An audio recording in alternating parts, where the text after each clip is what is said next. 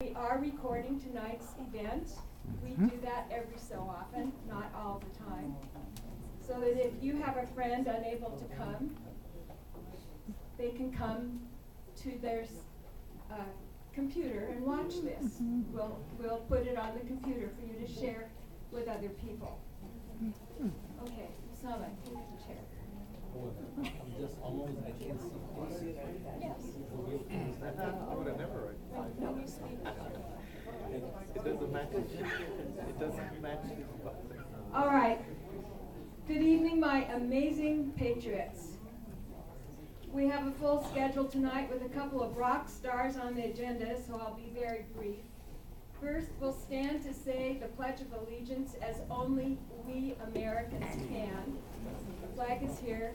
We always start by saying, I am an American, and I pledge allegiance to the flag of the United States of America and to the republic for which it stands, one nation, under God, indivisible, with liberty and justice for all. Thank you. You may be seated. Now, my dog-loving doctor friend, Tamsin Rosenwasser, volunteered to say a prayer for us tonight. She knows that nothing is lost in God's eyes because she found her car keys, which have been lost for 8 months, just yesterday. That was one of my grandmother's favorite saying, nothing is ever lost in God's eyes. So, Tamsin, please say your prayer. How are you? In the name of the Father, the Son, and the Holy Ghost. Lord, we thank you for Usama Dakdok, whose history stretches back probably to the time of Christ, his family. Our nation is less than 250 years old. You blessed us at our beginnings. You favored our undertakings. We dedicated our country to you, and we see our country falling away from you. We here dedicate ourselves to your service, and we thank you for all the many blessings that you have bestowed on our nation and on us as individuals, because we know that there is no one in this nation who is not incredibly lucky to have been born here, rather than in Saudi Arabia or some other hellhole. Osama, we thank you for all the work that you do, for your dedication, for your lovely wife, Vicky, and for your son. Please welcome Usama Dakdok, and please thank God for everything we have. Thank you.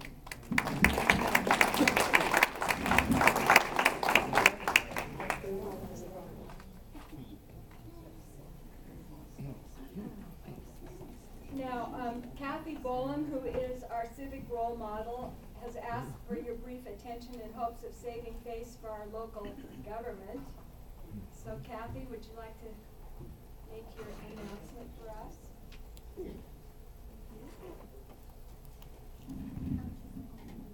There are so many new people here tonight that I don't know that I'm going to say what I was going to say.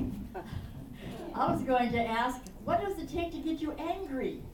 Aren't you angry at what's going on? Yes. Okay. What are you going to do about it? Vote. There's more than just voting, okay? I'm going to talk to you about the Charter Review Board. They are meeting on the 20th of this month in South Venice. And there is a man that will be doing a presentation at that charter that wants to take away some of your constitutional rights. And he has tried for several years to get the charter to be appointed. That means that they would be, the county commission would be just delighted to have them appointed, because that they could control them then. And so we need people to come to that meeting. I passed out some of these slips, and I will give some to the other people.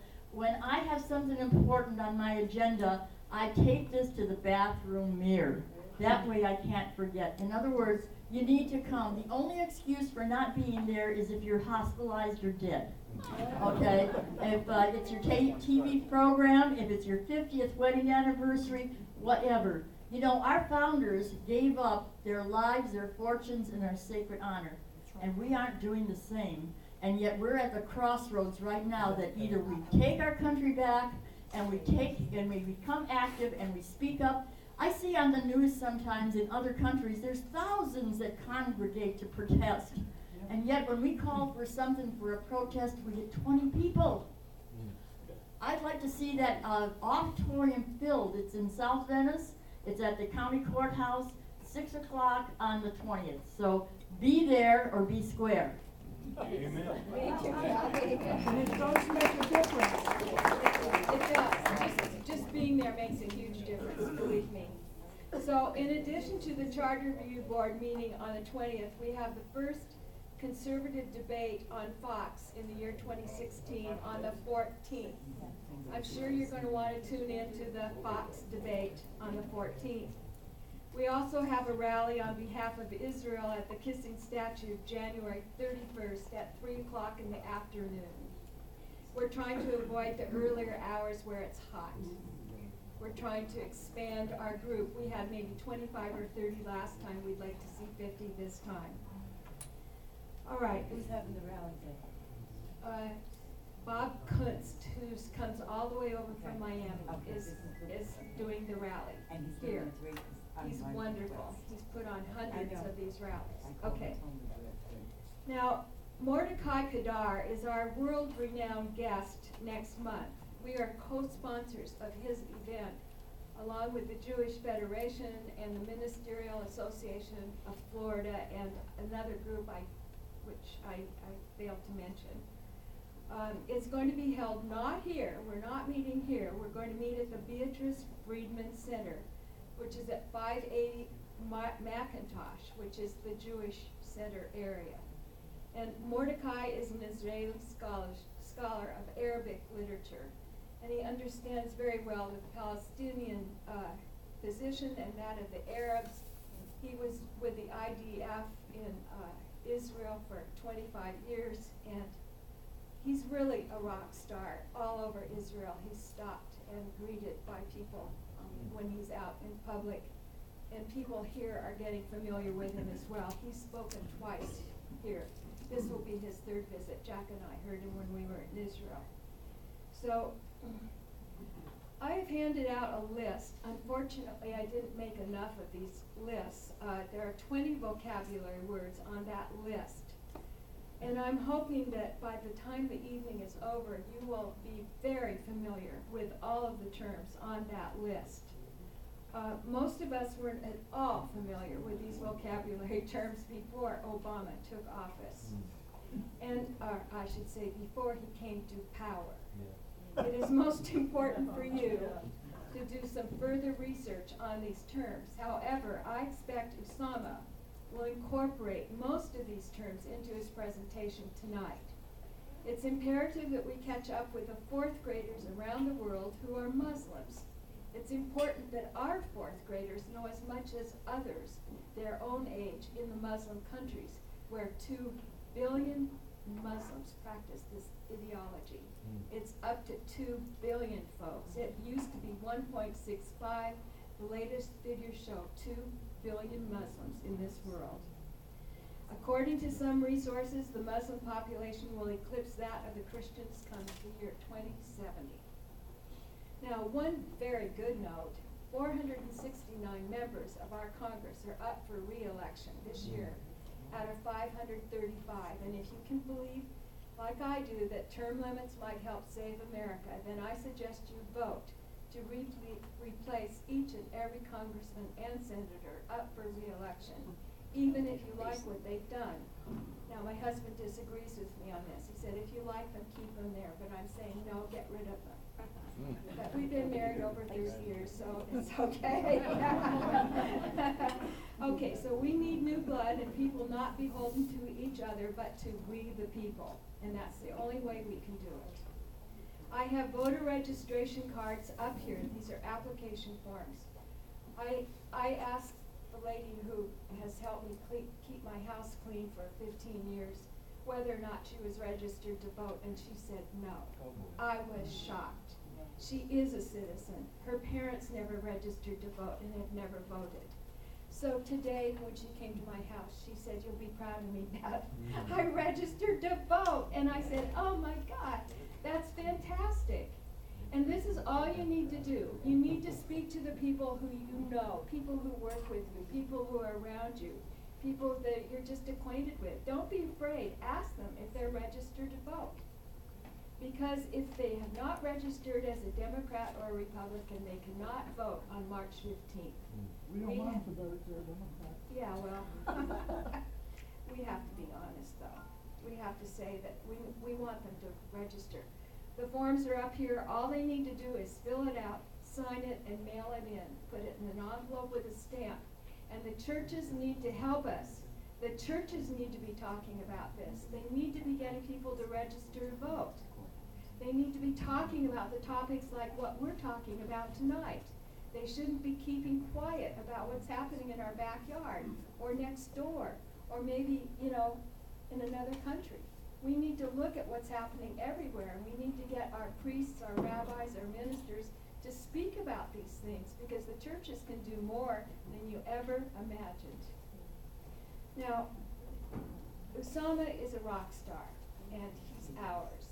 And I say that because he lives in Venice. He's hardly ever in Venice because he's traveling around this country and Canada. And what he's doing is working with the Muslims in their home. He's on television. He does podcasts. This man scared me to death. I hadn't heard from him for 3 or 4 days. So at 8 o'clock this morning, I called him. I said, "Are you in Florida?" He said, "Yes, Beth, I'll be there." Because you never know where he is and what he's doing, but you know that he's doing good. He's married to Vicky. He has a son named Caleb who's just graduating from high school. And as advertised on our flyer, he was born speaking Arabic and attending school in Egypt. He came to the USA and started the Straight Way of Grace Ministry in 2001, and he lives off of love donations. So in case you didn't notice, we have a donation canister in red, and it helps offset most of our expenses for food and for our guest speakers who often ask nothing to come and speak to us. We've been very, very fortunate, but we do like to help them out. So I tell you, there's no one else like Usama out there, Brother Usama. He is the son of a preacher, and he's a preacher himself. And he faces ISIS, and ISIS is on his radar 24/7. He mentioned to me that ISIS is like a cancer, and we all have a likely diagnosis coming for this disease, and we must do all we can to eradicate the causes for the spread of ISIS. It is through our churches that we should be getting cooperation. After all, the Muslims want to wipe Christianity and Judaism off the map by killing all infidels. We are infidels. So, you want me to turn down the lights? If you can. And I want you to do your thing.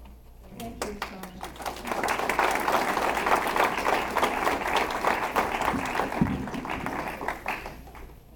I will try to see if you can see the screen in the back.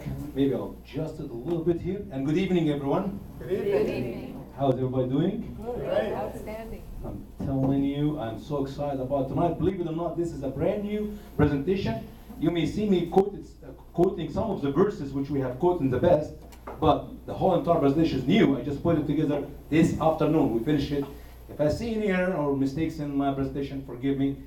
You hear me next time, will be much better. All right? How many of you have seen me in the past? How many? This is the first time to hear me speaking. Oh, wow. How many have seen me in the past? I'm not here tonight. Okay. All right. Good. We're here. Well, the Straight Way of Grace Ministry is a traveling ministry, as our dear sister said, to teach the truth about Islam. We do not know what is political correctness, and that's why most likely I will be put to death someday or put in jail, depending who's getting me first, our government or the Muslims. It is to spread the truth about Islam as it is written in the book, not as Muslims wish for us to believe for the next 10, 15 years.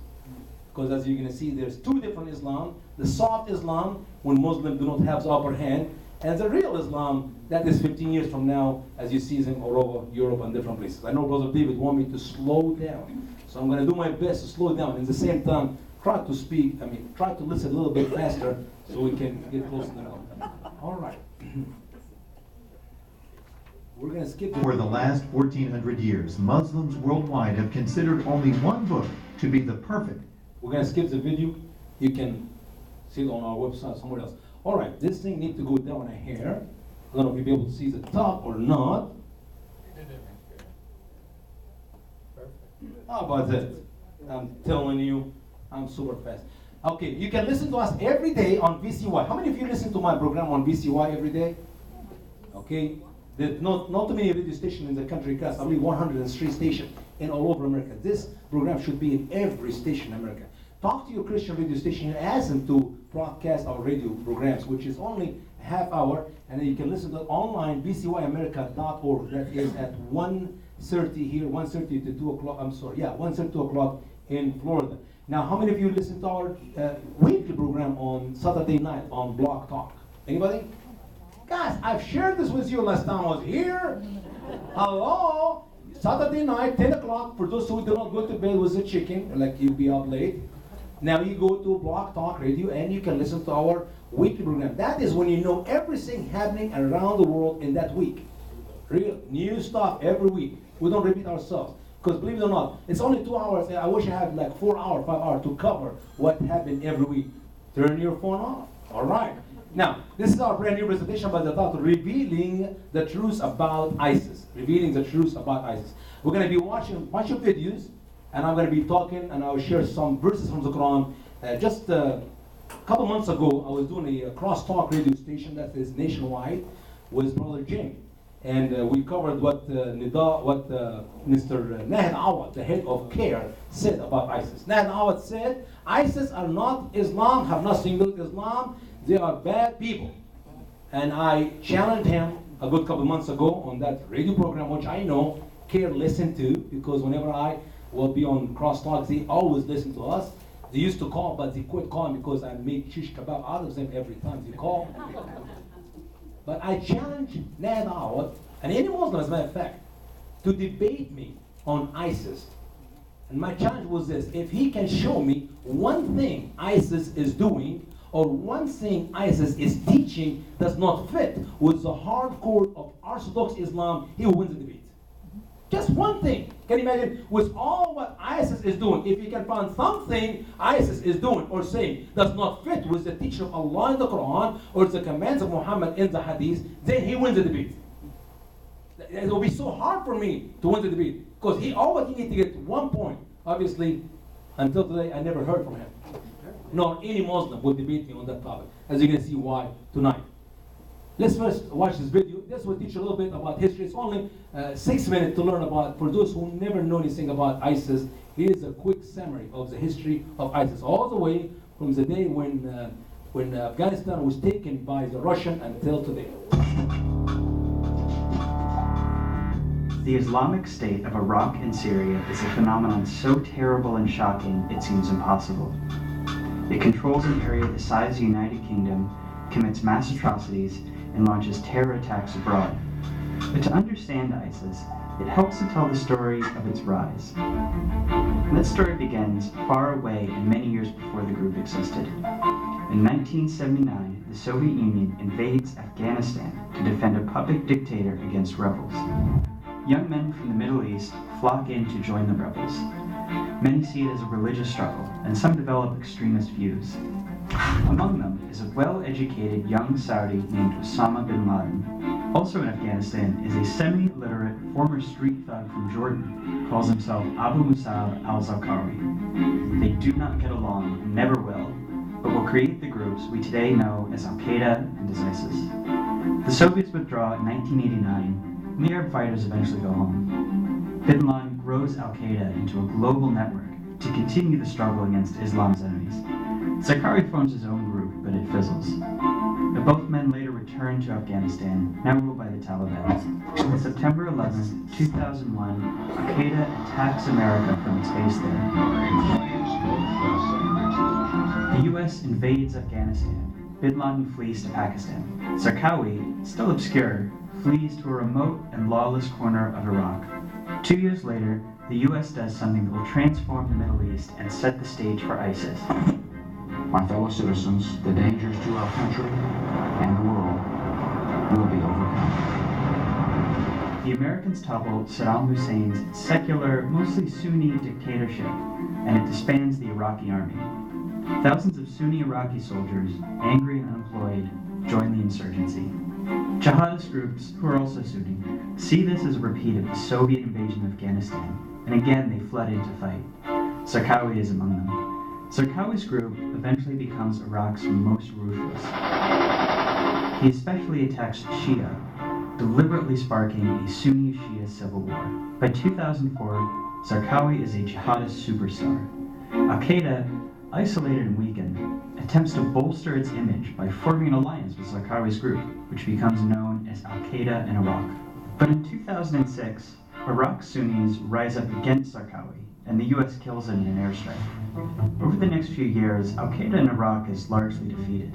The Americans withdraw in 2011 from an Iraq that finally looks stable. 2011, the Arab Spring spreads across the Middle East. In Syria, dictator Bashar al-Assad cracks down violently on protesters. They eventually fire back, leading to a civil war. Assad fears the world will intervene against him, so he releases jihadists in large numbers from Syrian prisons, tinging the rebels with extremism and making it harder for foreigners to back them. Back in Iraq, what little remains of Zarqawi's group is still allied with Al-Qaeda, but now known as the Islamic State in Iraq.